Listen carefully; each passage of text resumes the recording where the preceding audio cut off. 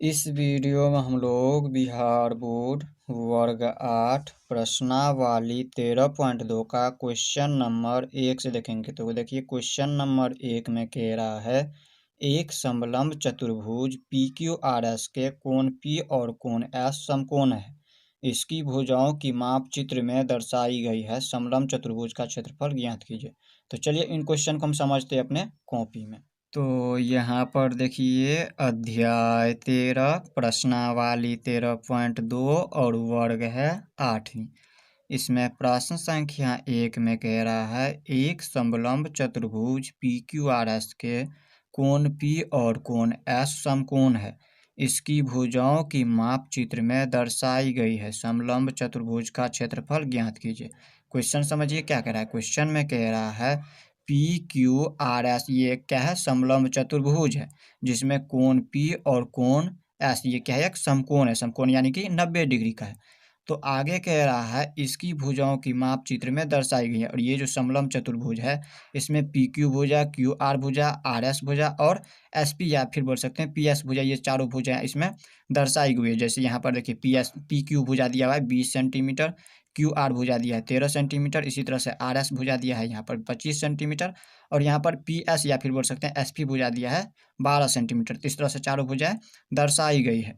तो आगे कह रहा है समलंब चतुर्भुज का क्षेत्रफल ज्ञात कीजिए। तो ये जो समलंब चतुर्भुज है इसका क्षेत्रफल यानी कि ये वाली भाग क्या करना है आपको, निकालना है, इनका क्षेत्रफल निकालना है। तो हम इसको किस तरह से हल करेंगे इनको, तो समलंब चतुर्भुज का क्षेत्रफल बराबर होता है, यहाँ पर लिखेंगे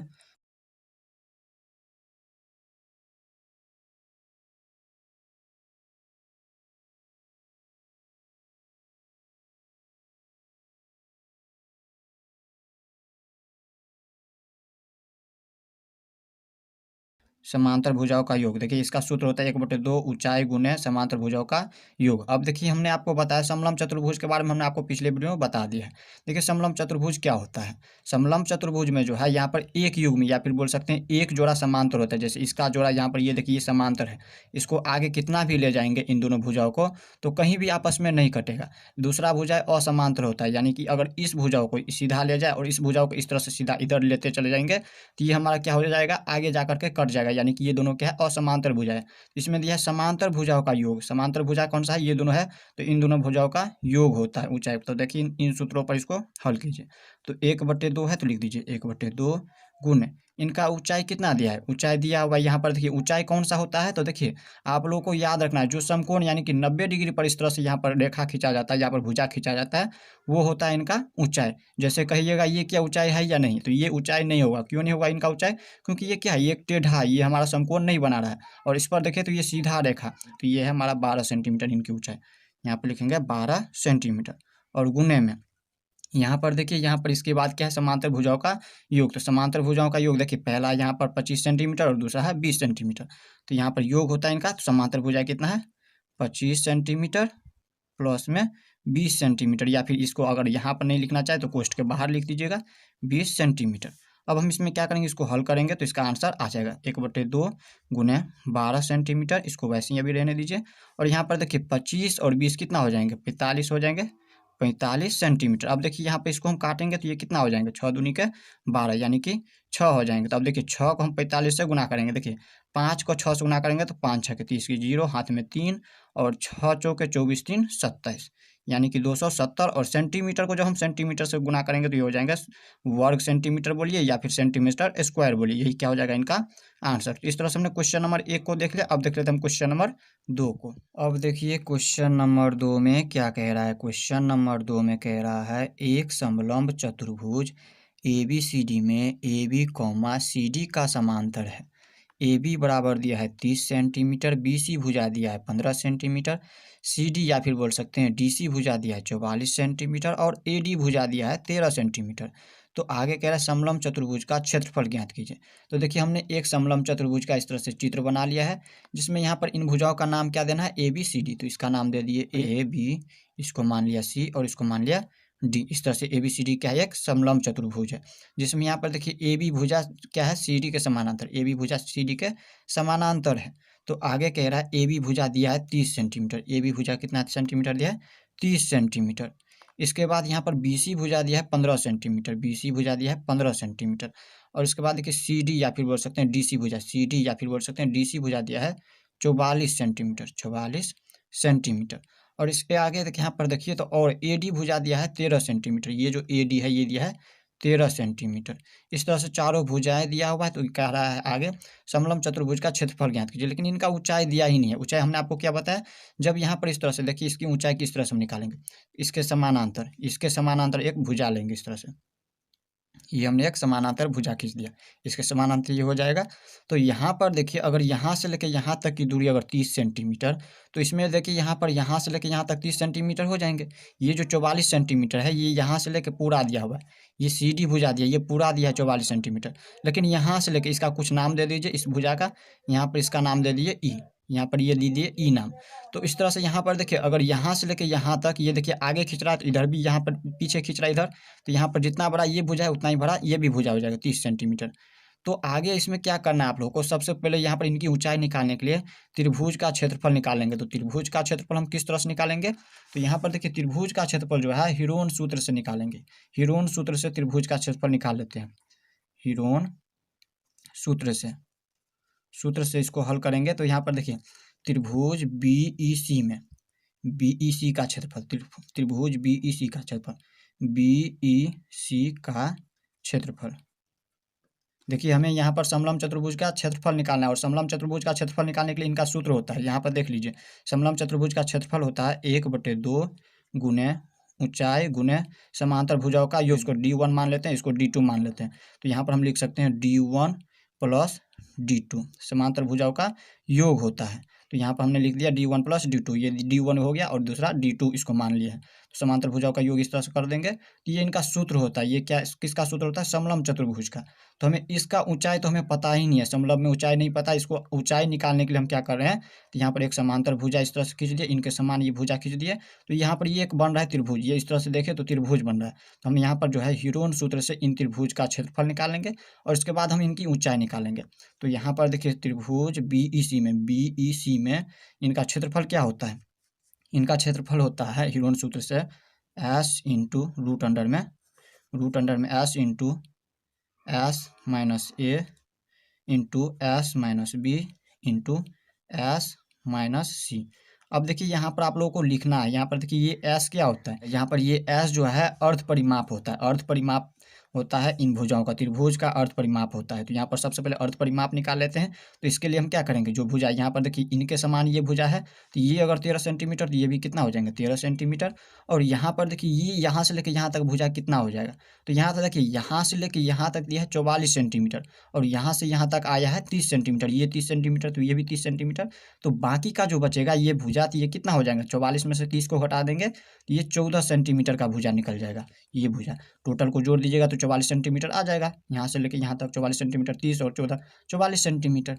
तो यहाँ पर हमें क्या करना है, इस S हमने आपको क्या बताया अर्ध परिमाप है, तो अर्ध परिमाप S बराबर हमें क्या होता है, इन तीनों भुजाओं का योग करके और 2 से भाग कर देंगे तो हमें इनका अर्ध परिमाप निकल जाएंगे। तो यहाँ पर देखिए इसको हम मान लेते हैं A, इसको मान लेते हैं A बराबर, इसको B और इसको मान लेते हैं C। तो यहाँ पर देखिए A भुजा, यहाँ पर हम पहले तो लिखेंगे A + B + C बटे 2, तीनों भुजाओं का योग करके हम क्या करेंगे 2 से भाग कर देंगे तो S निकल जाएगा हमारा। तो यहाँ पर देखिए A कितना है, A है 13, तो लिखेंगे 13 प्लस में B कितना माने है, B 14 दिया है और C कितना दिया है 13 सेंटीमीटर, 15 है 15 और बट्टे में ये 2 है तो 2 लिख दीजिए। अब करेंगे हम बराबर, तो यहाँ पर देखिए जोड़ दीजिए पूरा को, 5 4 9 3 12, हाथ में 1 1 1 2 1 3 1 4 बट्टे में 2। अब इसको यहाँ पर काटेंगे तो यहाँ पर कितना आ जाएंगे, यहाँ पर आ जाएंगे 21 सेंटीमीटर। ये इनकी क्या हो गया, S निकल गया, यानी कि अर्ध परिमाप निकल गया। तो अब इनका क्षेत्रफल हम आसानी से निकाल सकते हैं, तो इसको ऊपर कर लेते हैं थोड़ा सा।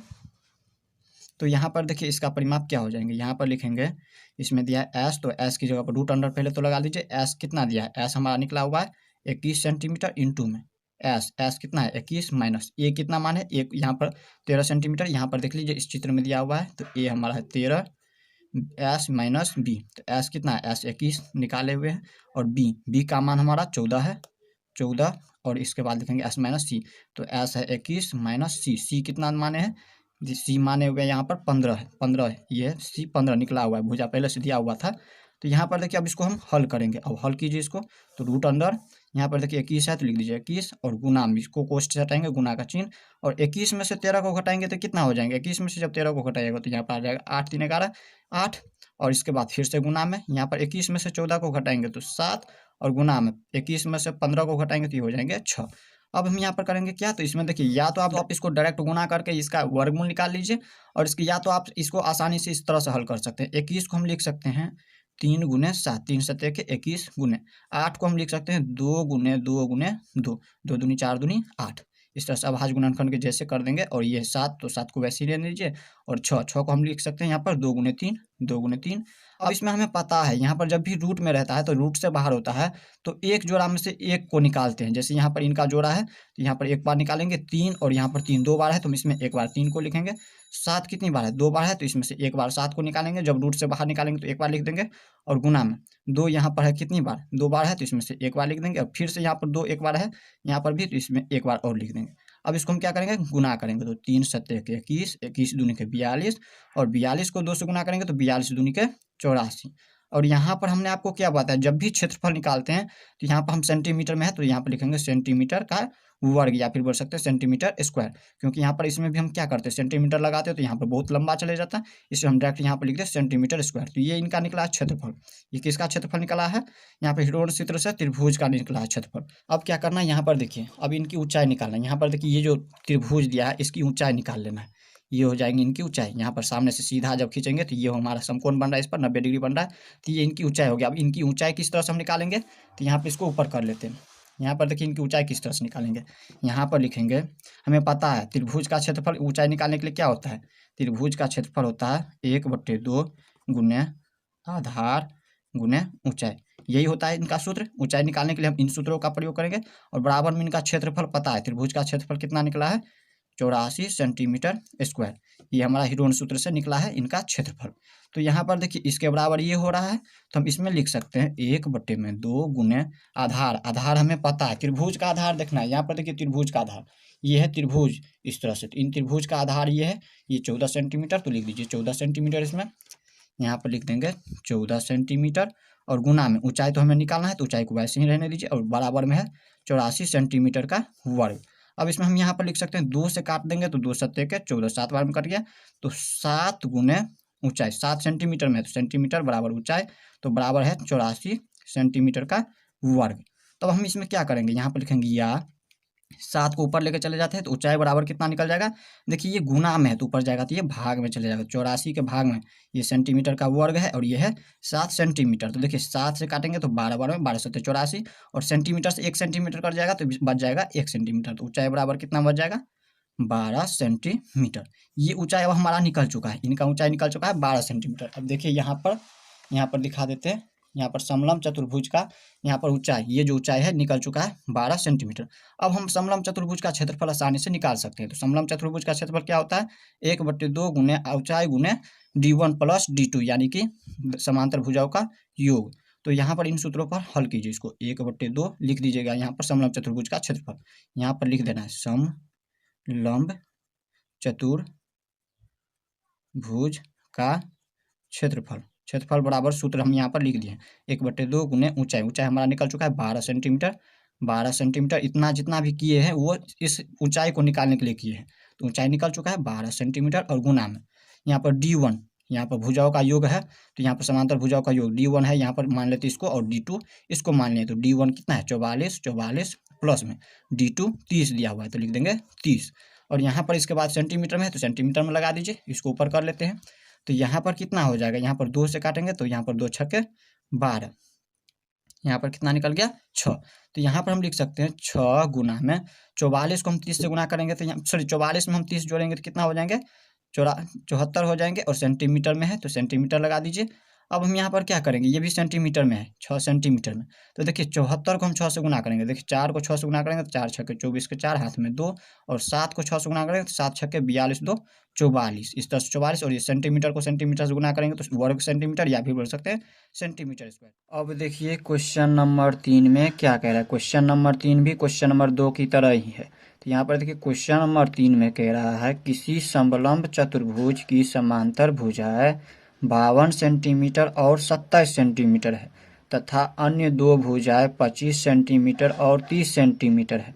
समलंब चतुर्भुज का क्षेत्रफल ज्ञात कीजिए। क्वेश्चन समझिए क्या कह रहा है। क्वेश्चन में कह रहा है ये क्या है, समलंब चतुर्भुज का। इस तरह से हमने एक चित्र बना दिया है जिसमें समांतर भुजाएं दिया है, एक दिया है 52 सेंटीमीटर और दूसरा दिया है 27 सेंटीमीटर। तो ये जो बड़ी वाली भुजा को हम मान लेंगे 52 सेंटीमीटर, इसको मानेंगे 52 सेंटीमीटर, और यहाँ पर छोटी वाली भुजा है समांतर भुजा, इसको 27 सेंटीमीटर मान लेंगे।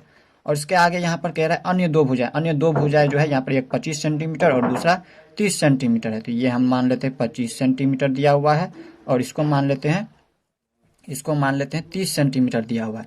इस तरह से दोनों भुजाएं दिया है। तो आगे कह रहा है समलंब चतुर्भुज का क्षेत्रफल ज्ञात कीजिए। तो समलंब चतुर्भुज का क्या करना है आपको, क्षेत्रफल ज्ञात करना है। तो इनकी ऊंचाई इसमें भी नहीं पता है। तो सबसे पहले इन समलंब चतुर्भुज का नाम दे दीजिए, ए बी सी डी। इस तरह से हम क्या किए, एक नाम दे दिए। इसमें अपना चाहे जो चाहे वो नाम दे सकते हैं। तो इस तरह से हमने दे दिया। अब इनकी ऊंचाई निकालना है। तो ऊंचाई निकालने के लिए हम क्या करते हैं, सबसे पहले तो हमें यहाँ पर एक समांतर भुजाएं खींचना होगा। इसके समांतर यहाँ पर हम क्या करेंगे, इस तरह से एक समांतर भुजाएं खींच देंगे। यहाँ पर इसे ऊंचाई निकालने के लिए हम एक समांतर भुजाएं खींचेंगे। और यहाँ पर जैसे ही एक भुजा खींचते हैं इस तरह से, तो ये एक त्रिभुज बन जाता है। इस तरह से इधर देखें तो हम क्या करेंगे, हीरोन सूत्र से इन त्रिभुज का क्षेत्रफल निकालेंगे।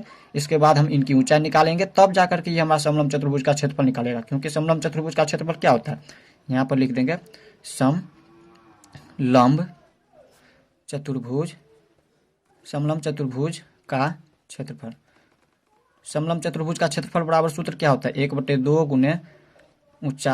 गुने ऊंचाई को आप चाहे तो बाद में भी लिख सकते हैं। पहले लिख दीजिए यहाँ पर समांतर भुजाओं का योग और गुने ऊंचाई, या फिर पहले लिख दीजिए ऊंचाई गुने समांतर भुजाओं का योग। समांतर भुजाओं का योग को हम यहाँ पहला d1 इसको मान लेते हैं और इसको d2 मान लेते हैं। तो यहाँ पर हम लिख सकते हैं d1 प्लस d2।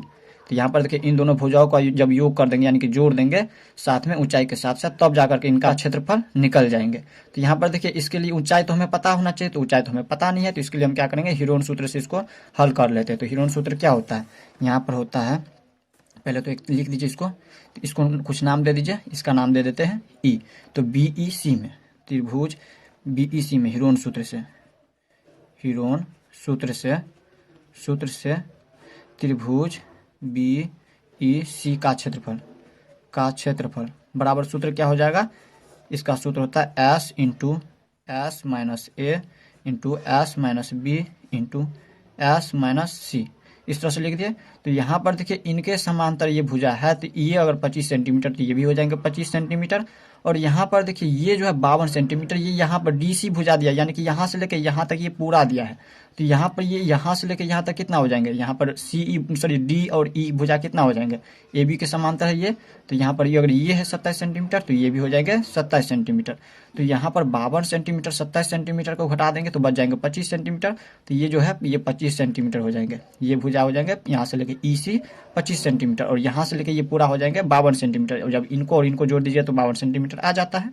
तो यहाँ पर अब क्या करना है, इनका सूत्र पर यहाँ पर हल करना है, इन सूत्रों पर। तो यहाँ पर देखिए ये S क्या है, ये हमारा अर्ध परिमाप है। समलंब चतुर्भुज होता क्या है ये समझिए। समलंब चतुर्भुज में जो है यहाँ पर एक युग्म यानी कि एक जोड़ा जो है समांतर भुजा होता है और दूसरा युग्म यानी कि दूसरा जोड़ा जो है असमांतर होता है। समांतर का मतलब यहाँ पर इसको हम कितना भी आगे ले जाएंगे कि आपस में कहीं भी कटेगा नहीं, ये इनके एक समान है ये भुजा। और इनको अगर हम ले जाए इस तरह से, ये टेढ़ा है और ये भी टेढ़ा है, इन दोनों को आगे बढ़ाते जाएंगे तो आपस में आगे जाकर के काट देगा। तो ये क्या हो जाएगा, असमांतर भुजा हो जाएगा। तो इस तरह का चतुर्भुज को हम क्या कहते हैं, समलंब चतुर्भुज कहते हैं। तो यहाँ पर हम क्या करते हैं, S निकाल लेते हैं। S क्या है, अर्ध परिमाप है। तो अर्ध परिमाप S बराबर हमारा होता है A plus B plus C। यहाँ पर इसको मान लेते हैं A बराबर, इसको B मान लेते हैं और इसको C मान लेते हैं। आप चाहे तो इसे भी A मान सकते हैं, इसे B मान सकते हैं, इसे C मान सकते हैं। तो यहाँ पर इसको A मान लिए हैं। तो यहाँ पर हमारा होता है अर्ध परिमाप, यानी कि ये जो परिमाप क्या होता है, तो घेरे की कुल लंबाई बोल सकते हैं यहाँ पर, या तो बोल सकते हैं भुजाओं की कुल लंबाई। तो भुजा की कुल लंबाई यहाँ पर देखिए इस तरह से हम यहाँ पर करेंगे, पूरे की लंबाई और बट्टे में 2 कर देंगे। तो A plus B plus C बट्टे में 2। जहाँ A दिया है हमारा A मान है इसको, तो ये है 25 सेंटीमीटर, 25 प्लस में 20 25, और C कितना है, C भुजा है 30 सेंटीमीटर, बट्टे में 2 है तो 2।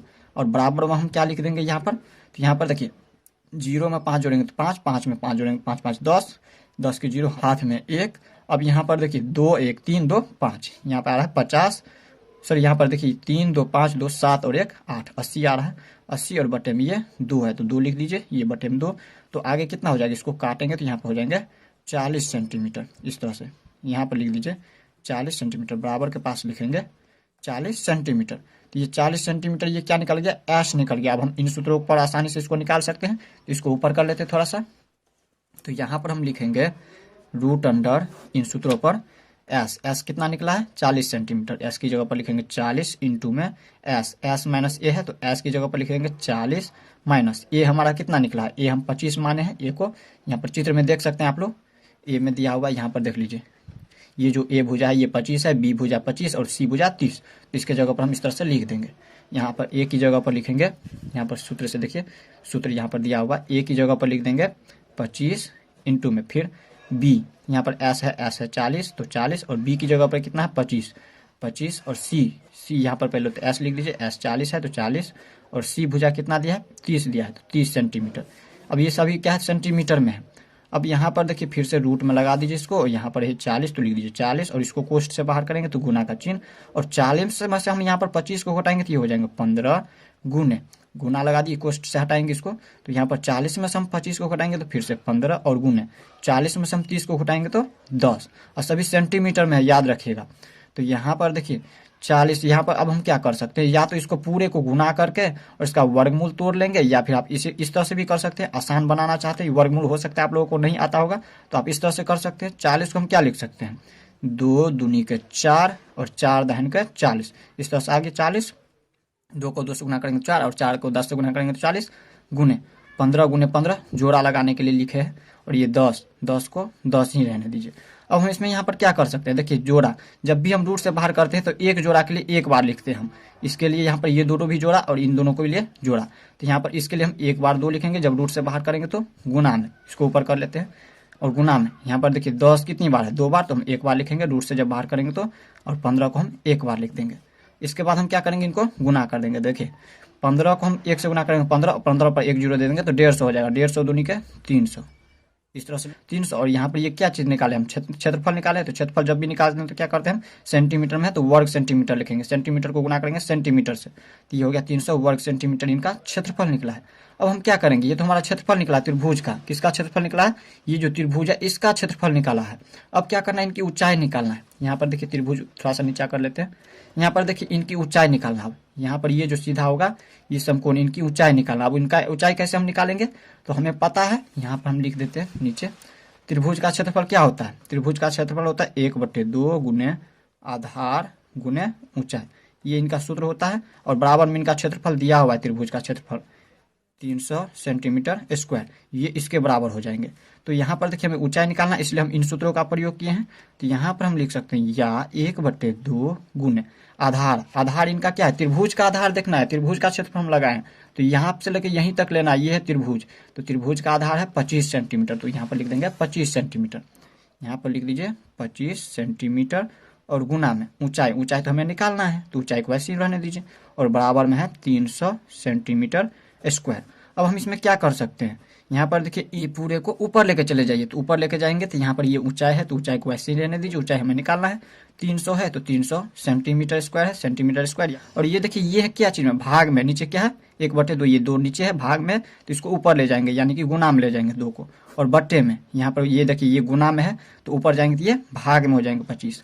अब देखिए 25 को हम काटेंगे, 25 से हम इसको काटेंगे 300 को, तो ये कितना बार में कट जाएंगे, 25 का 25, इसमें बच गया 5, 30 में हम जब काटे हैं तो 5 और ये 0, तो 25 दूनी के 50, 2 बार में कट गया।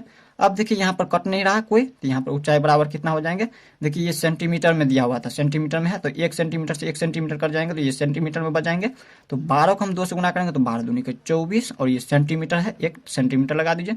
जब यहाँ पर भी ये सेंटीमीटर में नहीं है, ये देखिए ये 2 सेंटीमीटर में नहीं था, तो ये हम सेंटीमीटर स्क्वायर नहीं लिखेंगे बल्कि सेंटीमीटर लिखेंगे, यहाँ पर ऊंचाई यही था सेंटीमीटर, तो सेंटीमीटर लगा दिए। तो अब ये देखिए इनकी ऊंचाई निकल चुका है, त्रिभुज की ऊंचाई निकल चुका है। यहाँ पर ऊंचाई जब इसका निकाले हैं, यहाँ पर देखिए ये जो ऊंचाई है ये कितना निकला है, ये 24 सेंटीमीटर निकला है। तब हम यहाँ पर समलंब चतुर्भुज का क्षेत्रफल अब आसानी से निकाल सकते हैं, ABCD का क्षेत्रफल आसानी से अब निकाल सकते हैं। तो देखिए समलंब चतुर्भुज का क्षेत्रफल क्या होता है, 1/2 गुने ऊंचाई गुने D1 + D2 यानी कि समांतर भुजाओं का योग। तो लिख सकते हैं 1/2 गुने ऊंचाई कितना निकला है 24 सेंटीमीटर, 24 सेंटीमीटर गुने D1, यहाँ पर समांतर भुजाओं का योग, ये दोनों भुजाएं क्या है समांतर है, तो इन दोनों भुजाओं का योग यानी कि जोड़। तो यहाँ पर हो जाएगा D1 हम माने हैं इसको और D2 इसको माने हैं, तो D1 कितना है 52 प्लस में D2 है 27, और दोनों सेंटीमीटर में है तो सेंटीमीटर लगा दीजिए। अब हम यहाँ पर क्या कर सकते हैं, इसमें 2 से काटेंगे तो 12 दूनी के 24 सेंटीमीटर में है, सेंटीमीटर में लिखेंगे तो यहाँ पर लिखेंगे 12 सेंटीमीटर, और गुना का चिन्ह है तो गुना का चिन्ह। और यहाँ पर देखिए 52 में हम 27 को जोड़ेंगे कितना हो जाएंगे, 7 और 2 9, और 5 और 2 7, 79 हो गया। अब हम इसको क्या करेंगे, गुना करेंगे। गुना कीजिए, 12 को हम 9 से गुना करेंगे, 12 9 के 108, 108 होता है कितना, 108। तो इसमें हम 8 लिख दिए तो 10 क्या बच गया, हाथ में बचा हुआ है। तब हम क्या करेंगे, फिर 12 से हम 7 को गुना करेंगे तो 12 सत्ते के 84, और 84 में हम 10 जोड़ेंगे तो 94, 94। अब क्या करेंगे, ये सेंटीमीटर में था और ये भी क्या है, सेंटीमीटर में। तो सेंटीमीटर को जब सेंटीमीटर से गुना करेंगे तो वर्ग सेंटीमीटर, यही क्या हो जाएगा, इसका आंसर हो जाएगा। तो इस तरह से हमने क्वेश्चन नंबर 3 तक इस वीडियो में देख लिया। वीडियो लंबा होने के कारण हम वीडियो को यहीं पे एंड कर रहे हैं। तो नेक्स्ट वीडियो में लोग इनसे आगे देखेंगे। तो मिलते हैं नेक्स्ट वीडियो में, तब तक के लिए गुड बाय।